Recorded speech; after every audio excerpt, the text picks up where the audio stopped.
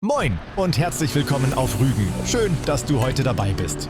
Planst du vielleicht gerade deinen nächsten Urlaub oder träumst dich einfach mal kurz ans Meer? Dann nehme ich dich heute mit auf eine ganz besondere Reise. In den nächsten gut 30 Minuten erkunden wir das unangefochtene Kronjuwel der Ostsee.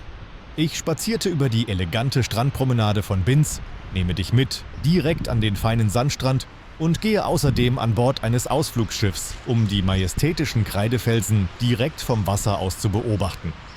Das Video ist lang und voller Eindrücke. Wenn du also weniger Zeit hast oder dich ein ganz bestimmter Teil besonders interessiert, nutze super gerne die Kapitel unten in der Videobeschreibung, um direkt dorthin zu springen. Aber jetzt erstmal tief durchatmen, mehr Luft genießen und los geht's.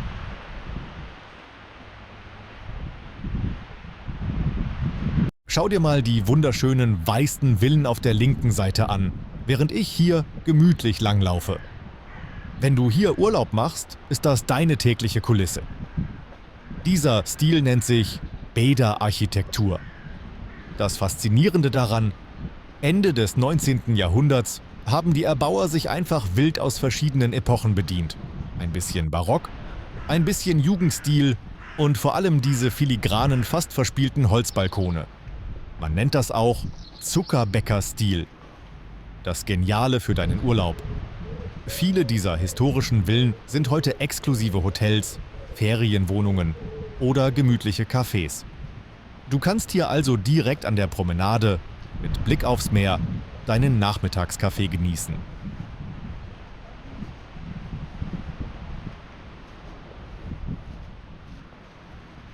Während ich hier weiterlaufe, komme ich an einem der lebendigsten Plätze der Insel vorbei. Dem Binzer Kurplatz mit seiner unübersehbaren roten Bühne. Dieser Musikpavillon im futuristischen Design ist ein echtes Wahrzeichen. Wenn du im Sommer hier bist, pulsiert genau an diesem Ort das Leben. Hier finden Open-Air-Konzerte statt. Man trifft sich abends auf ein Glas Wein, lauscht der Musik und schaut aufs Meer. Rund um den Kurplatz und in den abgehenden Fußgängerzonen wie der Hauptstraße findest du die höchste Dichte an gemütlichen Restaurants, Eisdielen und kleinen Boutiquen. Mein persönlicher Tipp: Hol dir hier ein frisches Fischbrötchen, setz dich auf eine der Bänke am Platz und genieße einfach das bunte Treiben. Ich befinde mich jetzt hier direkt auf Höhe einer echten Besonderheit. Mitten in den Dünen am Strand steht tatsächlich ein UFO. Keine Sorge, Außerirdische sind hier nicht gelandet. Das ist der berühmte Mütterturm, eine ehemalige Rettungsstation aus dem Jahr 1968. Entworfen hat dieses futuristische Schalenbauwerk der legendäre DDR-Architekt Ulrich Müther. Heute ist der Turm ein absoluter Kultort und wird sogar als Außenstelle des Standesamtes genutzt. Wer also eine wirklich außergewöhnliche Hochzeit mit Panoramablick aufs Meer sucht, ist genau hier richtig. Ein absolut genialer Fotospot für deinen Urlaub.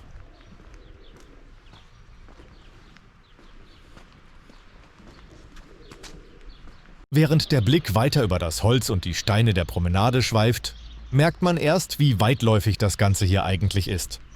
Die Flaniermeile zieht sich über mehr als 3 Kilometer komplett autofrei am Strand entlang. Das Geniale ist, du kannst von hier aus sogar gemütlich bis in das benachbarte Ostseebad Prora laufen, ohne auch nur einmal die Ostsee aus den Augen zu verlieren.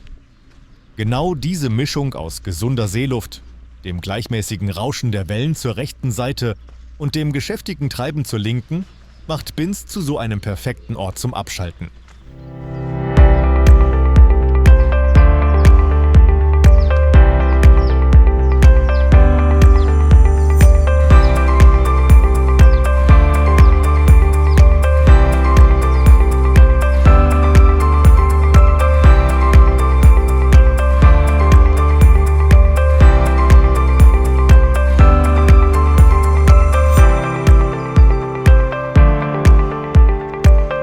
Ein absoluter Höhepunkt für deinen Urlaub, auf den ich mich hier zubewege, ist die Binzer Seebrücke. Sie ragt fast 400 Meter weit in die Ostsee hinein. Die Brücke, die du heute siehst, steht seit 1994. Ihre Vorgängerinnen wurden leider mehrfach durch heftiges Packeis und Stürme zerstört. Von hier aus starten auch die Ausflugsschiffe, mit denen man sich auf den Weg zu den berühmten Kreidefelsen machen kann. Und abends ist die Brücke übrigens der perfekte Spot, um den Sonnenuntergang über der Ostsee zu beobachten.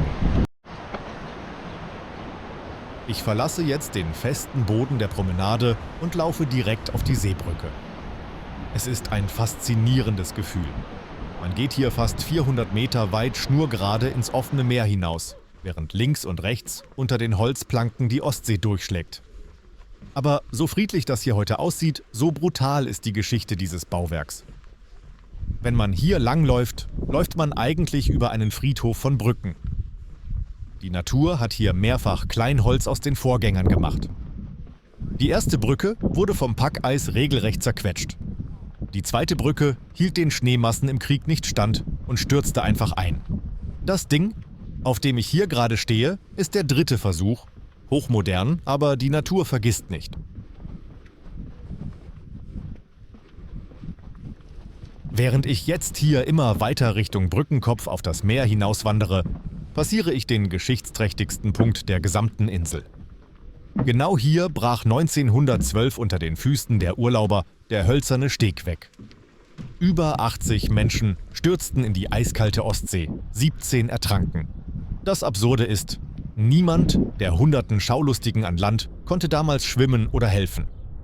Genau dieses Drama hier auf dieser Brücke war der Grund, warum kurz darauf die DNLRG gegründet wurde. Jeder Rettungsschwimmer, den ihr heute an deutschen Stränden seht, verdankt seine Existenz diesem Unglück auf genau diesen Planken.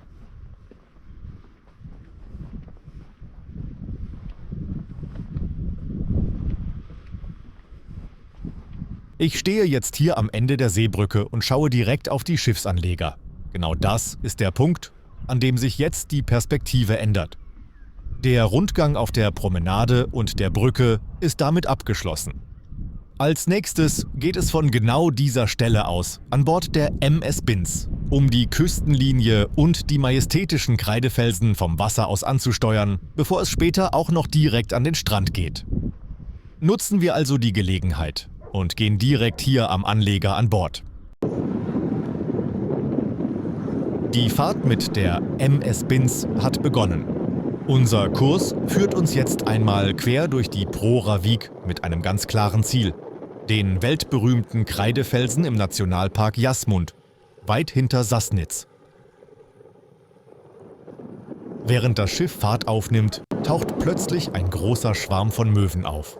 Sie fliegen dicht über der Wasseroberfläche und begleiten uns ein ganzes Stück, während sie elegant die Wellen und die aufgewühlte Gischt nach Futter absuchen.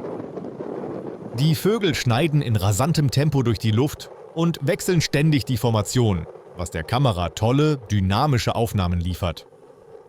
Es ist ein faszinierendes Schauspiel, wie nah die Tiere dem rasenden Wasser kommen, ohne es auch nur einmal zu berühren. Jetzt taucht auf der linken Seite ein Bauwerk auf, das die komplette Bucht dominiert: der Koloss von Prora. Erst vom Schiff aus begreift man die gigantische Dimension dieser 4,5 Kilometer langen Betonstruktur, die ursprünglich als NS-Urlaubsressort für 20.000 Menschen geplant war. Die schier endlose Fensterfront zieht sich wie eine graue Mauer am Strand entlang.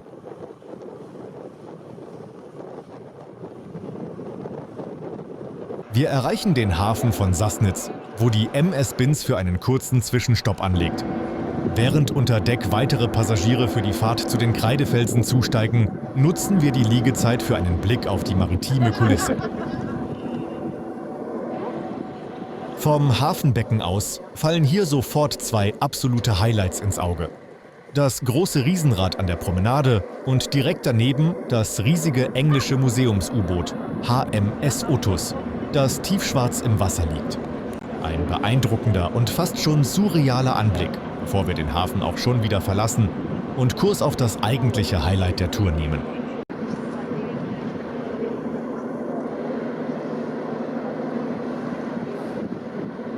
Die Fahrt geht weiter und wir passieren den markanten grünen Leuchtturm auf der langen Außenmole, der uns den Weg aus dem Hafen weist. Während das Schiff wieder an Fahrt aufnimmt, bietet sich uns aus der Ferne noch einmal ein herrlicher Blick zurück auf Sassnitz und die schönen hellen Häuser, die sich malerisch an die Hänge der Küste schmiegen.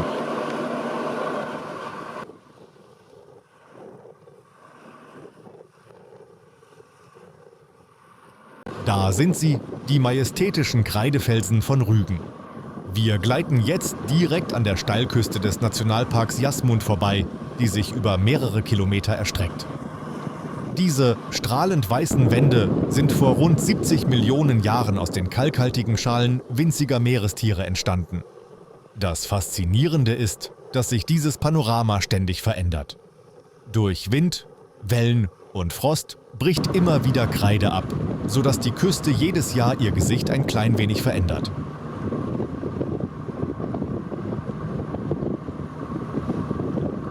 Vom Wasser aus sieht man besonders gut das beeindruckende Farbspiel. Das strahlende Weiß der Kreide, das dichte Grün der alten Buchenwälder oben auf dem Plateau und das Türkisblau der Ostsee. Genau dieser Anblick hat schon vor über 200 Jahren den berühmten Maler Caspar David Friedrich zu seinen weltbekannten Meisterwerken der Romantik inspiriert. Wenn man hier so vorbeifährt, versteht man sofort, warum dieser Ort eine magische Anziehungskraft besitzt.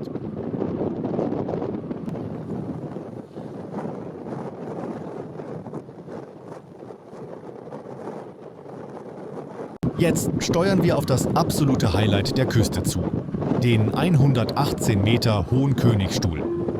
Wenn man genau hinsieht, erkennt man oben die neue, schwebende Aussichtsplattform, den sogenannten Königsweg. Diese elliptische Brücke wurde so konstruiert, dass sie an einem riesigen Mast hängt, ohne den historisch wertvollen Kreidefelsen selbst zu berühren. Von dort oben hat man einen spektakulären Tiefblick. Aber die schönste Perspektive auf den Koloss hat man ohne Zweifel von hier unten, direkt vom Schiff aus.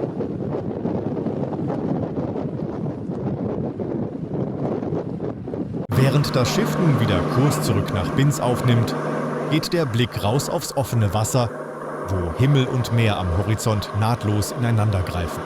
In dieser unendlichen Weite spürt man erst richtig die beruhigende Kraft der Ostsee. Wusstest du übrigens, dass sie das größte Brackwassermeer der Erde ist? Weil kaum Salz aus dem Atlantik hierher gelangt, schimmert das Wasser in diesem ganz besonderen tiefen Blau, das beim Vorbeiziehen eine fast hypnotische Ruhe ausstrahlt.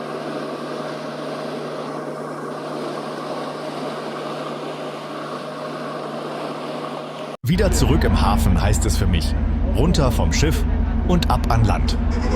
Die Schiffsfahrt war ein echtes Highlight, aber das nächste wartet schon direkt vor der Haustür. Weiter geht es jetzt am feinsandigen Strand von Binz, den wir uns nun mal aus nächster Nähe anschauen.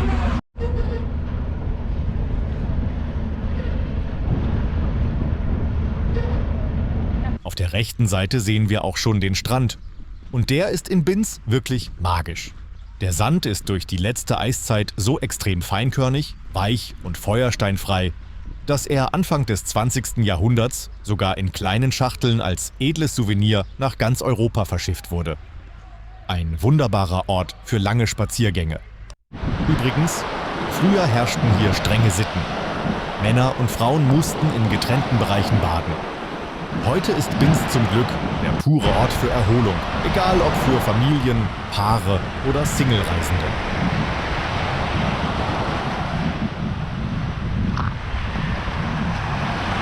Hier am Spülsaum liegen heute auch ein paar angeschwemmte Algen auf dem Weg. Was im ersten Moment vielleicht wie ein kleiner Schönheitsfehler wirkt, ist eigentlich ein Zeichen für ein intaktes Ökosystem. Das sind meistens Seegras oder Blasentang, die bei Wellengang vom Meeresboden abgerissen werden. Diese Pflanzen sind extrem wichtig für die Ostsee. Sie produzieren riesige Mengen Sauerstoff und bieten unzähligen kleinen Meeresbewohnern Schutz. Ein kleiner, natürlicher Gruß aus der Unterwasserwelt, während der Blick über die kilometerlange Bucht schweift.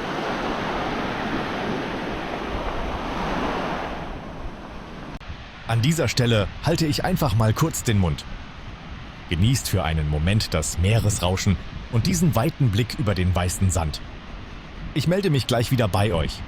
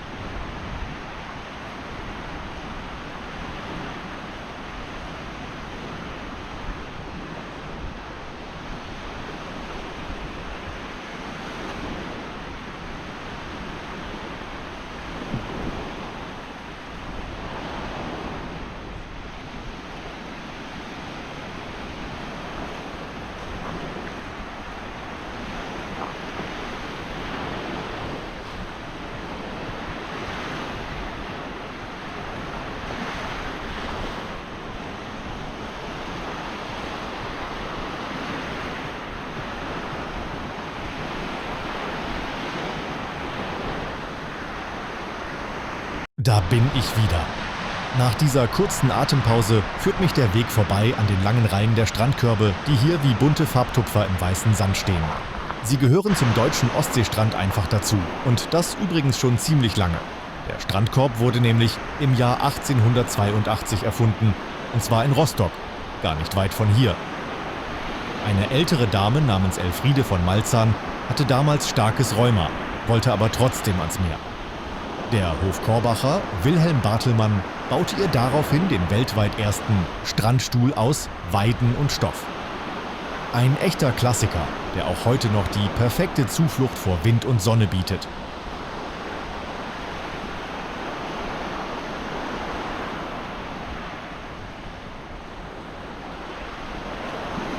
Schon verrückt, wenn man bedenkt, dass dieses Design bis heute fast unverändert geblieben ist. Aus dem einfachen Strandstuhl von damals ist allerdings ein echtes Statussymbol geworden. Die Körbe hier an der Ostsee haben übrigens traditionell eine eher geschwungene, runde Form im Gegensatz zu den kantigen Modellen, die man oft an der Nordsee sieht. Und wer genau hinsieht, merkt, heute sind sie fast schon kleine Luxusoasen mit ausziehbaren Fußstützen, klappbaren Tischen und winddichten Markisen. Der perfekte Ort, um den Tag am Meer ausklingen zu lassen.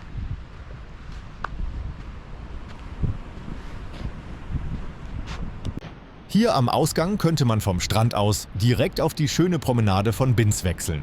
Für mich geht es allerdings genau in die entgegengesetzte Richtung weiter. Mein Weg führt mich weiter an den naturbelassenen Teil des Strandes, wo es gleich spürbar ruhiger wird.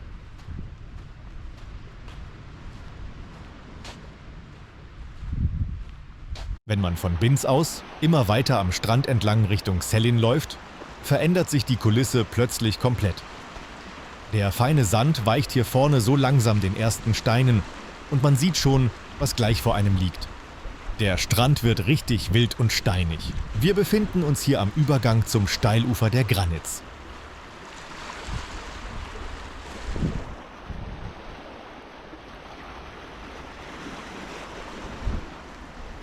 Diese Ansammlung von großen und kleinen Steinen nennt man auch Blockpackung. Sie entstehen, wenn die eiszeitliche Steilküste durch Sturmfluten und Regen ins Rutschen gerät. Die Kreide und der Sand werden vom Meer weggespült, aber die schweren Steine bleiben liegen. Sie bilden eine natürliche Barriere, die das Ufer vor der Kraft der Wellen schützt. Wer hier genau hinsieht, kann mit etwas Glück sogar Fossilien wie Versteinere Seeigel oder echte Hühnergötter finden. Das sind Feuersteine mit einem natürlich entstandenen Loch in der Mitte.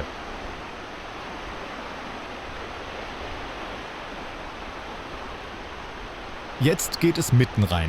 Über diese runden, vom Wasser glatt geschliffenen Steine läuft es sich gar nicht so einfach.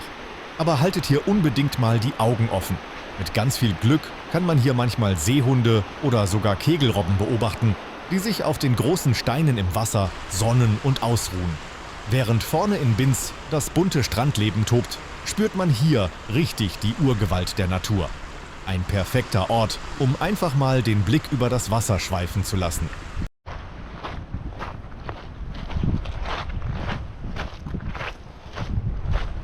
Jetzt geht es mitten rein.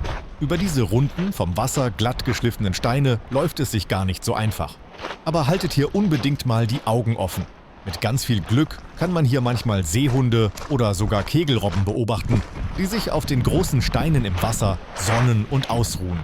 Während vorne in Binz das bunte Strandleben tobt, spürt man hier richtig die Urgewalt der Natur. Ein perfekter Ort, um einfach mal den Blick über das Wasser schweifen zu lassen.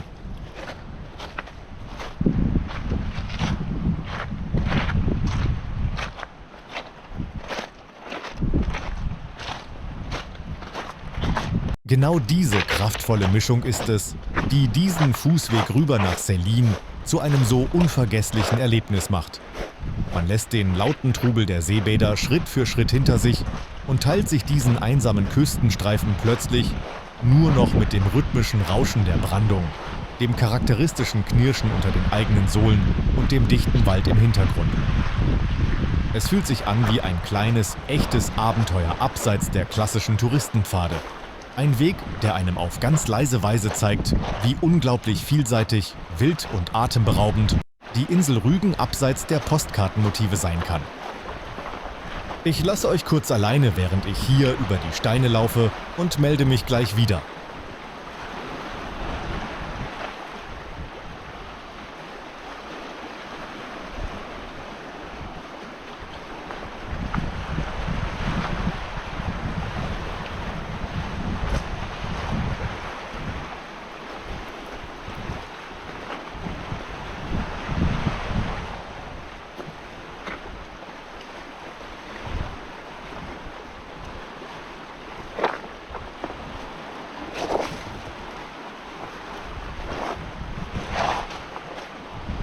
Da bin ich wieder. Das steinige Stück liegt hinter mir und ich stehe jetzt wieder auf dem gewohnten, feinen Sandstrand. Man merkt sofort, wie sich das Gehen verändert. Die Schritte werden wieder leichter und man muss den Blick nicht mehr jede Sekunde auf den Boden richten. Der Übergang zurück zu diesem weichen Untergrund fühlt sich nach der Balanceaktion auf den Steinen fast wie eine kleine Wohltat an. Es ist faszinierend, wie schnell sich das Gesicht des Strandes hier auf Rügen wieder komplett wandelt. Hier ist jetzt auch wieder richtig was los. Bei dem schönen Wetter zieht es die Leute natürlich nach draußen, an die frische Luft und an den Strand. Überall sieht man jetzt viele Strandspaziergänger, die hier unterwegs sind und das gute Wetter nutzen. Nach dem Abschnitt auf den Steinen ist es ein deutlicher Kontrast, wieder hier im weichen Sand anzukommen und mitten in diesem lebendigen Treiben zu sein, wo so viele Menschen am Wasser entlang gehen.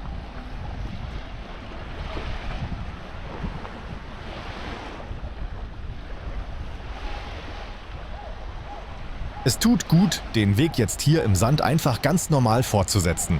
Man teilt sich den Strand mit den vielen anderen Spaziergängern, die alle in dieselbe Richtung unterwegs sind. Das Wetter ist optimal, um am Ufer entlang zu gehen. Und wir nutzen das jetzt aus, schlendern ganz gemütlich weiter und lassen die Umgebung einfach auf uns wirken, während wir Schritt für Schritt weitergehen.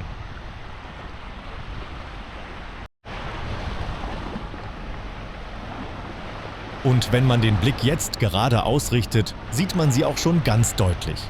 Die Seebrücke von Binz, die sich weit hinaus aufs Wasser streckt. Bei diesem schönen Wetter ist sie ein absoluter Blickfang. Es ist ein tolles Gefühl, das Wahrzeichen jetzt direkt vor Augen zu haben, während ich im Sand zwischen den vielen Spaziergängern darauf zusteuere.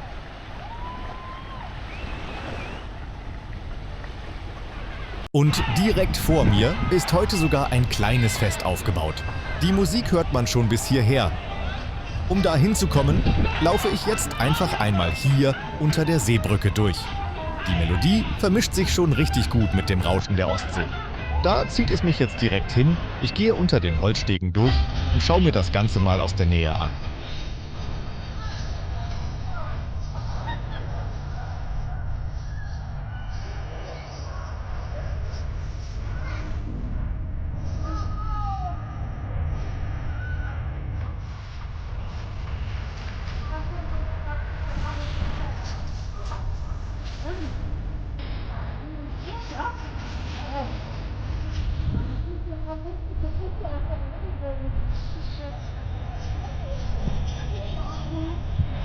Ich habe den Strand und die Seebrücke erstmal hinter mir gelassen und bin ein Stück quer durch den Ort gelaufen. Jetzt bin ich am Schmachter See angekommen. Das ist schon ein ganz anderer Schnack als eben an der Ostsee. Statt Wellen und feinem Sand hat man hier eine spiegelglatte Wasserfläche, viel Grün und eine richtig schöne, entspannte Uferpromenade. Ein toller Kontrast zum Trubel eben. Hier an der Promenade läuft man übrigens auch direkt über einen Planetenweg. Da sind die Himmelskörper unseres Sonnensystems mit ihren Abständen im richtigen Maßstab dargestellt. Es ist echt ganz witzig. Während man hier gemütlich am Wasser entlang schlendert, wandert man quasi im Vorbeigehen von der Sonne über die Erde bis hin zu den äußeren Planeten. Eine coole Idee für so einen Spaziergang.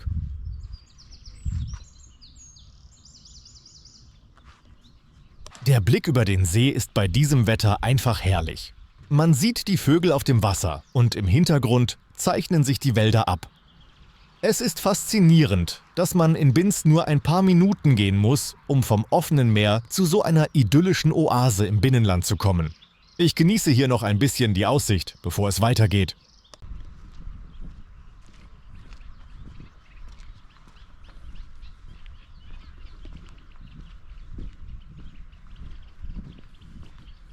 Ich schlendere jetzt hier ein bisschen die Promenade entlang, die auch als Park der Sinne bekannt ist. Es ist richtig schön angelegt. Überall gibt es Ecken zum Hinsetzen und Verweilen. Das Schilf am Ufer bewegt sich ganz leicht im Wind. Und nach dem weichen Sand läuft es sich auf dem festen Weg hier auch wieder ganz anders. Hier kann man perfekt runterkommen und die Ruhe genießen. So, das war's für heute von unserer Runde in Binz. Wenn euch der Spaziergang gefallen hat, lasst mir gerne ein Like da und schreibt mir in die Kommentare, welche Ecke euch am besten gefallen hat. Vergesst nicht, den Kanal zu abonnieren, damit ihr das nächste Mal wieder dabei seid. Danke fürs Mitkommen und bis zum nächsten Mal.